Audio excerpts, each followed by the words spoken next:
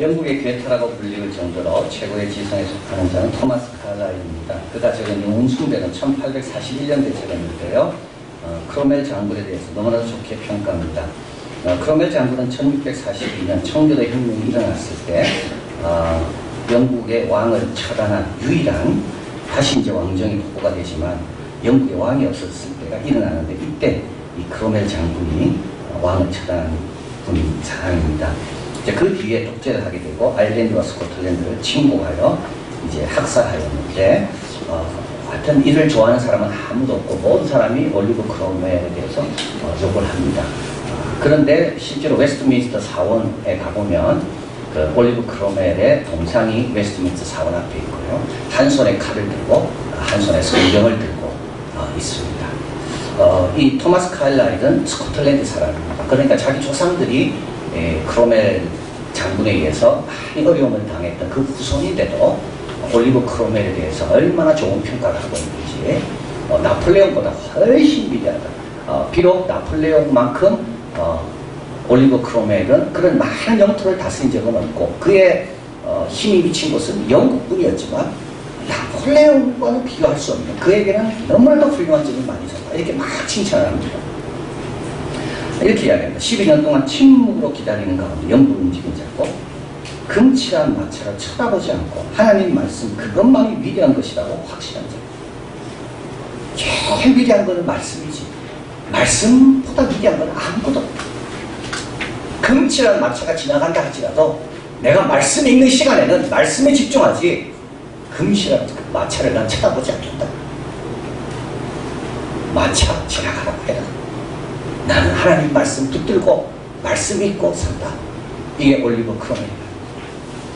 땅을 갈고 성경을 읽고 날마다 하인들을 불러 하나님과 함께 예배를 드리고 핍박받는 목사를 위로하고 설교자라는 사람을 좋아하고 이웃을 향해 바보짓 그만두고 시간을 귀중히 여기라고 늘 공고했고 모든 큰일은 기도로 시작했다고 합니다. 암담하고 솟아날 구멍이 없는 듯한 공경에 빠지면 그와 그의 장교들은 언제나 모여 몇 시간, 몇 날 동안 번갈아 가면서 기도하고 확정된 해결책이 떠오를 때까지, 희망의 문이 보일 때까지 눈물을 흘리며 불덩이 같은 기도를 하나님께 드리며 자비를 베풀어 달라고 광명의 빛으로 비추어 달라고 기도한 자가 올리브 크로멜이다.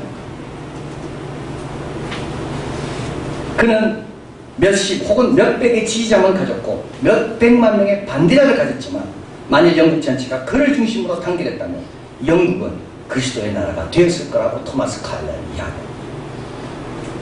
그러면서 이렇게 합니다. 이런 사람은 세상에서 봅니다. 이런 사람을 갖지 못한 나라는 딱한 처지에 놓여있다. 만일 우리가 이면적인 것, 입만 가지로만 된 것만 가진 것밖에 없다면 우리의 앞길은 절망이다. 우리에게 30만 개의 붉은 군복만으로는 프랑스 사람과 싸울 수가 없다. 군복 속에 사람이 있어야 된다. 무늬만 성도가 보면 소망이 없다. 군복 속에 사람이 있어요. 황금마차 정도로 우습게 얘기할 줄 아는 사람, 오늘 찬양팀이 불렀던 것처럼 진짜 복은 솔로몬의 영광이 아니라 믿음이라고 고백하고 실제로 그렇게 사는 사람. 12년 동안 기다리라 하면 하나님이 침묵하시더라도 기다릴 줄 아는 사람.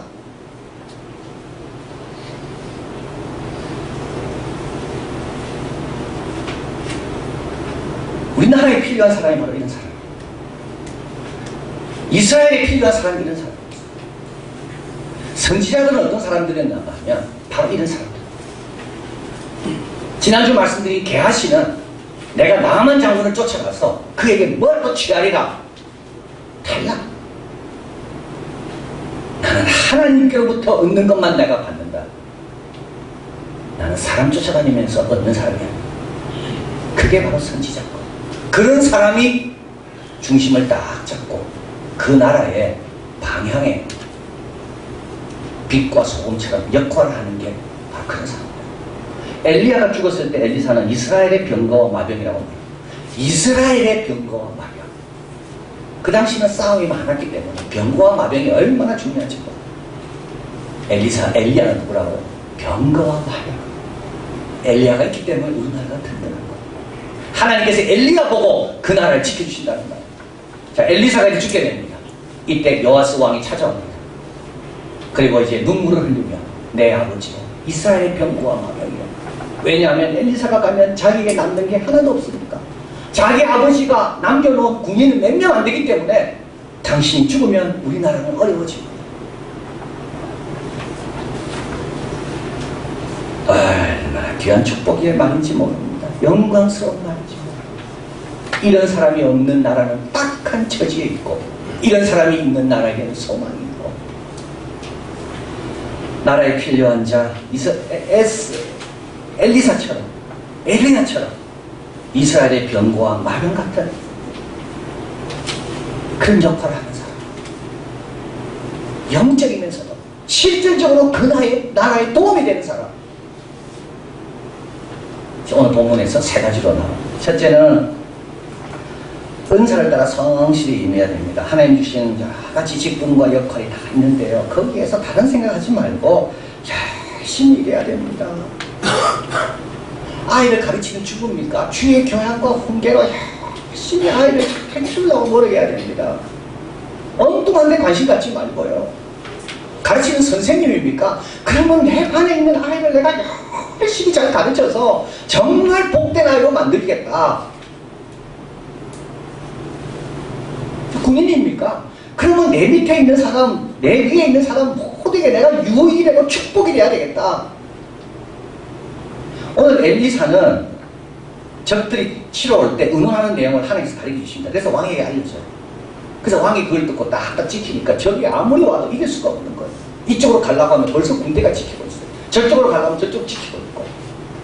엘리사는 왕에게 얼마나 도움이 되는지 모릅니다. 요셉은 애굽왕 바로에게 얼마나 도움이 되는지 모릅니다. 다니엘은 바벨론 페르시아 왕에게 얼마나 도움이 되는지 모릅니다. 우리를 좋아하지 않아도요, 필요한 사람이 되어야 합니다. 아합 밑에 신하가 있었습니다. 오바댜라는 신하입니다. 아합은 바알을 섬기고 하나님을 좋아하지 않았지만, 그러나 이 신하를 놓을 수도 없어요. 이 오바댜는 어떤 사람인가 하면 여호와를 크게 경외해서 선지자 100명씩 숨겨주지만 아합에게는 너무나도 요긴한 사람입니다.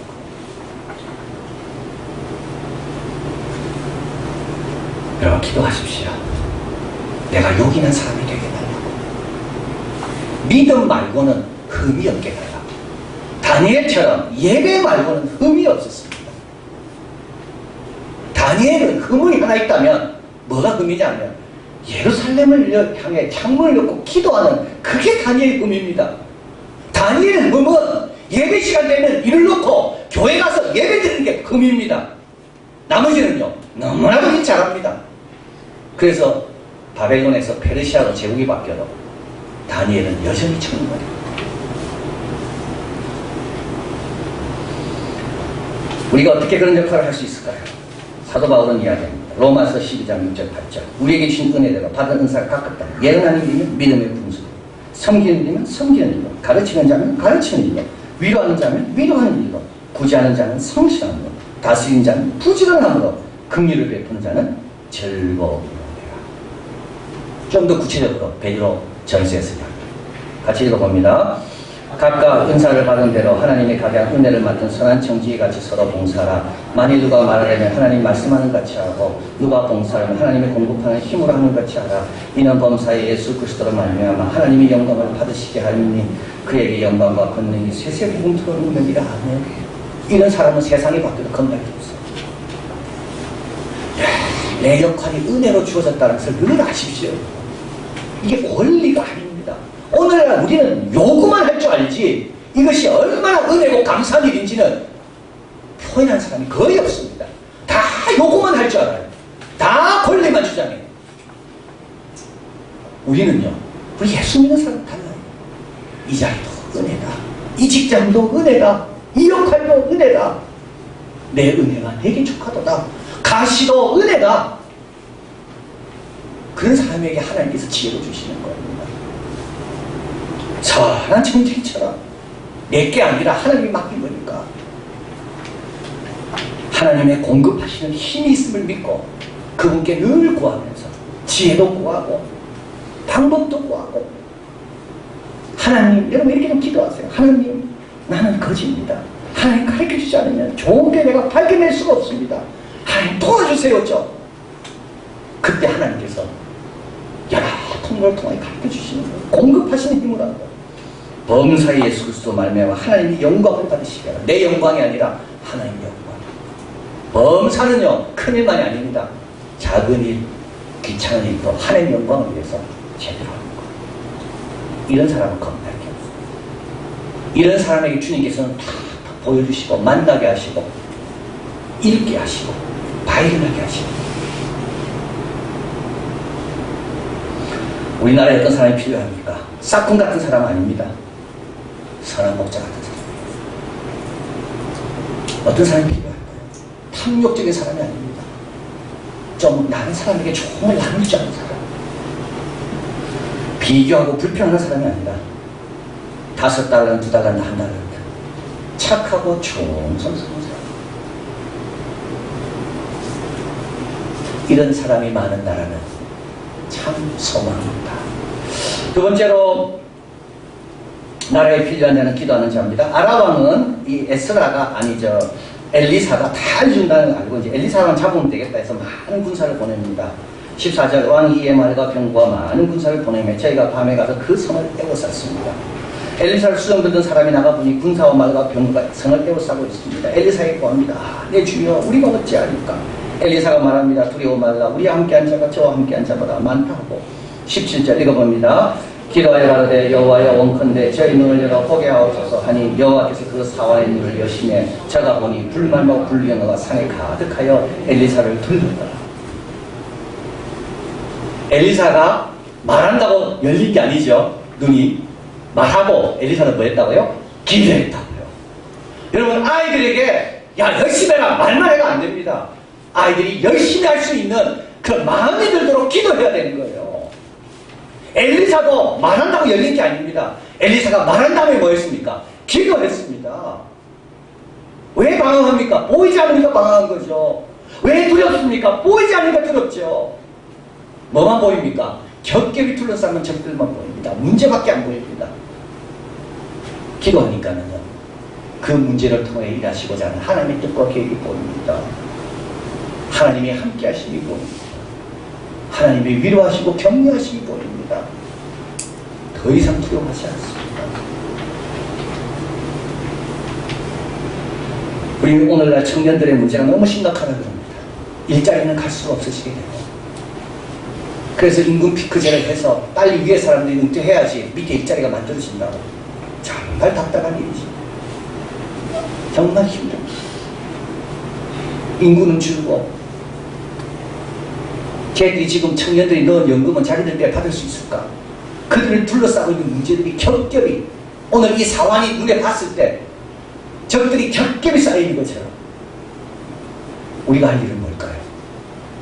그럼에도 불구하고 하나님이 함께 하시고 이 가운데도 하나님의 계획은 있다. 그 눈을 열 수 있도록 기도해 주는 겁니다. 자기 할 일만 발견해 보십시오. 얼마나 청년들이 달라질까요? 제가 아프리카에 대한 글을 읽었는데요. 케냐입니다. 바락 오바마가 케냐를 다녀왔잖아요. 그 가난한 땅에 있는 청년 3명이 그 오븐에서 그 굽는 거를 그러다가 자기 엄마가 그 굽는 그 연기 때문에 폐암이 걸려 죽습니다. 그래서 이 젊은 애들이 이거 안 되겠다. 이 오븐을 개발해야 되겠다.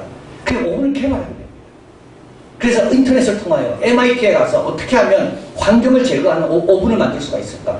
과덕을 만들 수 있을까? 그래서 그것이 사업의 본청이에요. 그래서 그들이 어떻게 됩니까? 이제는 다니면서 우리 형편과 처지가 아무리 안 좋아도 꿈을 갖고 비전을 가지면 길은 얼마든지 있다.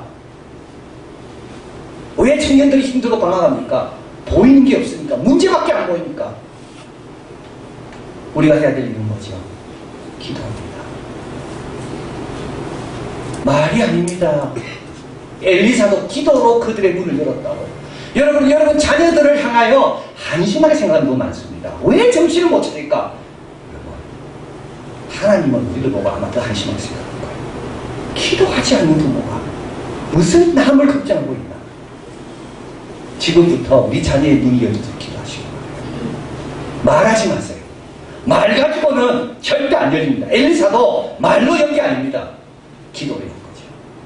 그리고 또 엘리사는 기도합니다. 18절. 아람 사람이 엘리사에게 내려옵니다. 엘리사가 여호와께 기도하여 가로되 원컨대 저 무리의 눈을 어둡게 하소서. 엘리사의 말대로 그 눈이 어두워집니다. 행복한 사람은 누굴까요? 하나님을 향해는 눈이 좋고요. 하나님의 계획과 비전을 향해서는 부정적이고 힘들고 어렵고 연약하고 이런 거에 좀 못 보는 사람이 행복합니다.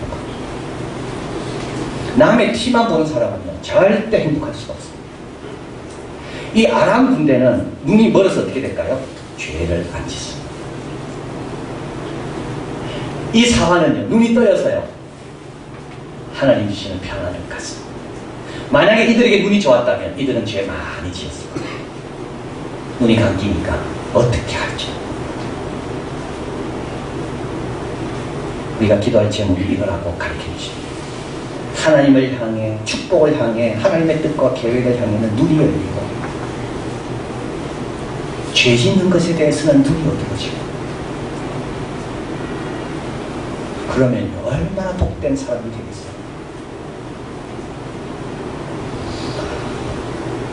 기도를 우습게 여기는 자가 나옵니다. 한 장관입니다. 세월이 지난 다음에 아람 사람이 사마리아를 다시 세웠습니다. 물가는 치솟습니다. 사람을 자식을 잡아먹을 정도로 제정신이 아닙니다. 이때 왕이 엘리사가 왕에게 말합니다. 내일 이맘때 모든 것은 정상으로 돌아갑니다. 이때 한 장군이 장관이 이야기합니다. 7장 2절 읽어봅니다. 그때 한 장관 곧 왕이 그 손에 들지 않은 자 하나님의 사람에게 대답하여 가로되 여호와께서 하늘에 창을 내신들 어찌 이런 일이 있으리요. 엘리사가 가로되 내가 내 눈으로 보리라. 그러나 그것을 먹지는 못하리라 하니라. 이 장관은요 자기 경험을 너무 믿고 있는 하루 만에 물가가 지자로 잡힐 경우가 없었다는 겁니다. 하나님이 창을 내 하늘에 그래도 이거는 불가능하다는 겁니다. 엘리사가 뭐라 해야 됩니까? 하나님께서 행하실 건데 너는 그걸 못 누릴 거다. 이게 실제로 그 다음날 다 정상이 되고 이 장관은 그 문을 지키다가 백성들에게 발표해 줬습니다.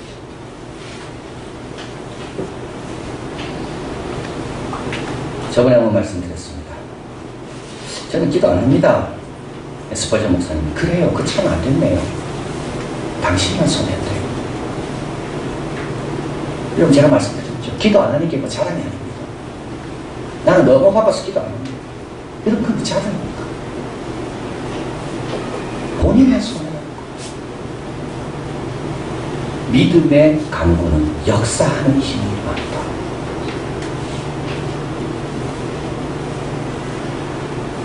엘리사의 기도 때문에 어떤 사람의 눈은 떠지고 적들의 눈은 감기고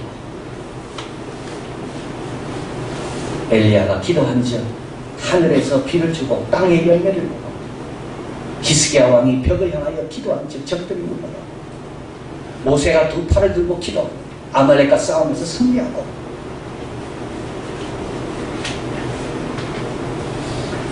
나라를 위해 기도하는 사람, 그런 사람이 우리나라에 필요합니다. 마지막으로 이제 화평케 하는 자가 또 필요합니다. 자, 그렇게 해서 이제 엘리사가 이들의 눈을 멀게 해서 이들을 다 끌고 어디로 오는가 하면 사마리아 성 안으로 들어오게 됩니다. 그러고 난 다음에 이제 왕은 얼마나 좋습니까? 이 적들을 잡았으니까 적들을 죽이려고 이렇게 합니다. 이때 이제 22절, 23절 읽어봅니다. 대답하되 치지 마소서. 칼과 활로 사로잡은 자인들 어찌 치리까? 떡과 물을 그 앞에 두어 먹고 마시게 하고 그 주인에게 돌려보내소서.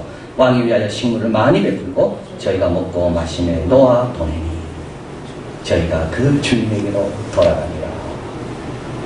선한 사마리아 비유가 여기서 나온 겁니다.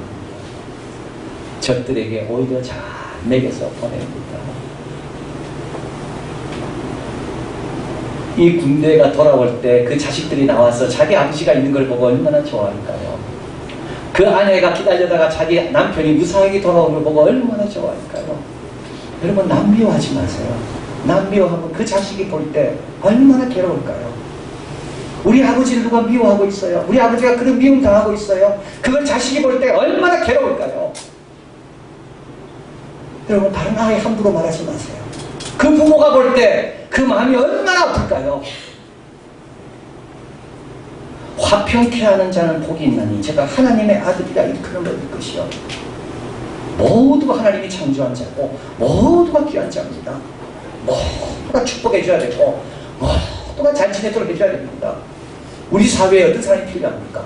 이가지 시키는 사람입니까? 남에 대해서 계속 안 좋은 점 이야기해가지고 그 사람을 더 미워하게 하는 그런 역할을 하는 사람이 필요합니까? 아니면 그 사람의 장점, 그 사람의 좋은 점, 그 사람의 수고한 거를 자꾸 이야기해줘서 그 사람에 대한 생각이 바뀌도록 도와주는 사람입니까?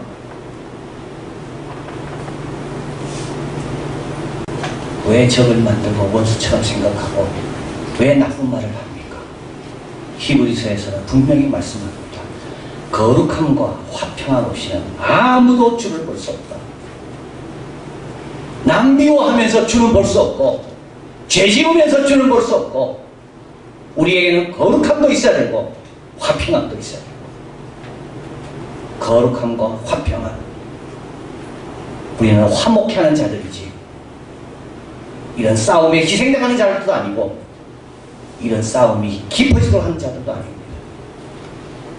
나라가 망하는 건 두 가지라 그러잖아. 외부에 의해서가 아니고 두 가지입니다. 하나는 분열되고 하나는 부패하고 이걸 막는 길은 뭡니까? 거룩하고 그리고 화목하고 이 역할을 우리가 하는 겁니다. 엘리사는 죽습니다. 엘리야와 전혀 다르게 죽습니다. 엘리야는 영광스럽게 주님께서 불말과 붉은 별을 보내 데려가십니다. 그러나 엘리사는 그냥 매장됩니다. 누가 매장했는지도 나오지도 않고 죽을 때 누가 있었는지 나오지도 않습니다. 그리고 1년이 지납니다. 적들이 쳐들어오게 되고 작당 도둑들이요 놀란 장사하던 사람이 놀라서 도망치면서 자기가 장사하던 시신을 엘리사 뼈 근처에 던지고 도망갑니다. 그런데 놀라운 일은